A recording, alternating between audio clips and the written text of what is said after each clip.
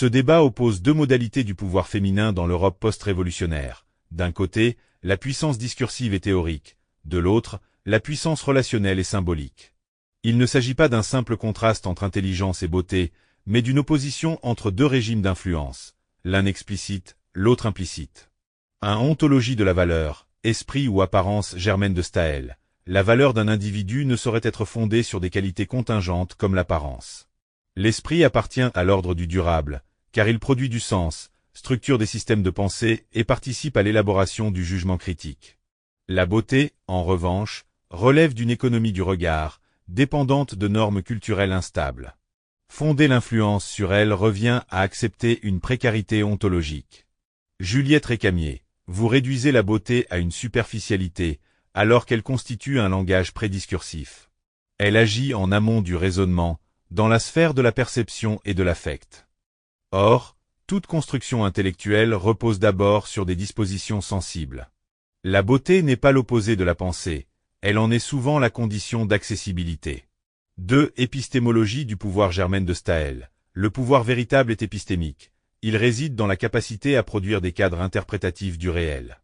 Influencer les idées, c'est orienter les représentations collectives, donc les décisions politiques. L'action indirecte sur les individus de pouvoir demeure subordonnée à ces structures cognitives plus profondes.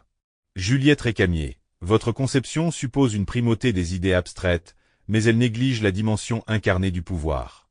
Les décisions émergent rarement de systèmes théoriques purs, elles naissent de contextes relationnels, d'émotions, de loyauté.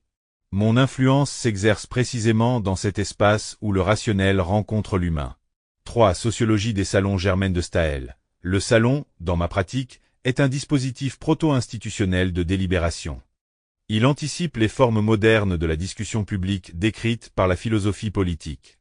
On y produit du discours argumenté, on y élabore des positions critiques.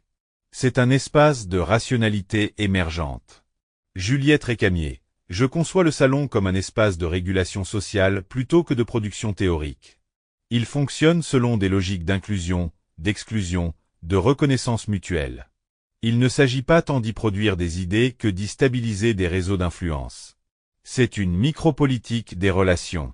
4. Phénoménologie de l'amour Germaine de Staël. L'amour doit être appréhendé comme une expérience révélatrice des tensions entre subjectivité et altérité. Il met en jeu des dynamiques psychologiques complexes, désir, dépendance, idéalisation. L'analyse de ces mécanismes permet d'en comprendre les effets sur l'individu et sur la société. Juliette Récamier, votre approche analytique risque de dissoudre ce qui fait l'essence même de l'amour, son irréductibilité. L'amour est une expérience vécue, immédiate, qui échappe à toute totalisation conceptuelle.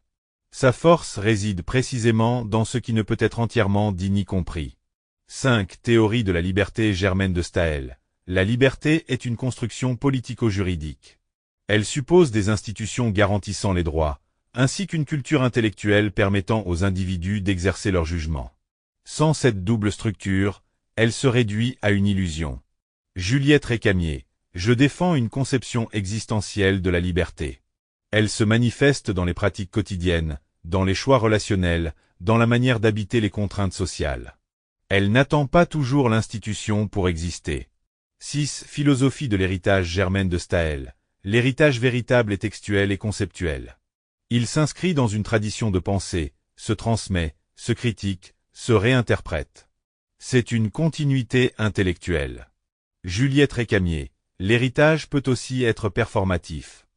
Il se transmet par imitation, par fascination, par mémoire collective.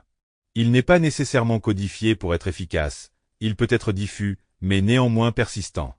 Cette anthropologie du pouvoir féminin Germaine de Staël. Je plaide pour une universalisation du pouvoir féminin.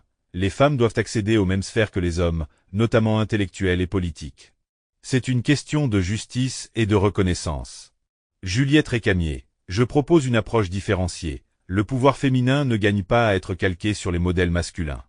Il possède ses propres modalités, indirectes, relationnelles, symboliques, qu'il convient de valoriser plutôt que de transformer. 8. Temporalité de la postérité Germaine de Staël. La postérité intellectuelle s'inscrit dans le temps long. Elle repose sur la capacité d'une œuvre à être constamment réinterprétée. Juliette Récamier, la postérité symbolique opère différemment. elle agit dans l'imaginaire, dans les représentations culturelles.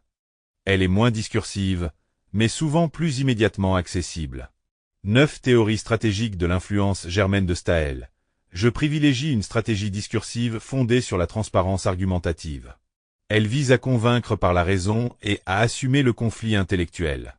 Juliette Récamier. Ma stratégie relève d'une logique d'implicite. Elle repose sur la suggestion, la présence, l'art de ne pas dire. C'est une forme de pouvoir qui agit sans se déclarer, et qui, pour cette raison même, est difficile à contester. 10. Définition du pouvoir ultime Germaine de Staël. Le pouvoir ultime est celui qui transforme les structures de pensée, et par conséquent, les structures sociales. Il est conscient, assumé, historisable. Juliette Récamier. Le pouvoir ultime est celui qui traverse les individus sans se fixer, qui influence sans laisser de traces explicites. Il est diffus, mais omniprésent. Conclusion, ce débat ne tranche pas simplement entre deux femmes, mais entre deux paradigmes. Un paradigme discursif, rationnel, structurant. Un paradigme relationnel, esthétique, diffus. À toi de juger, quel modèle d'influence te semble le plus puissant? Donne ton verdict en commentaire, laisse un like, si tu veux d'autres débats de ce niveau abonne-toi pour ne manquer aucune vidéo.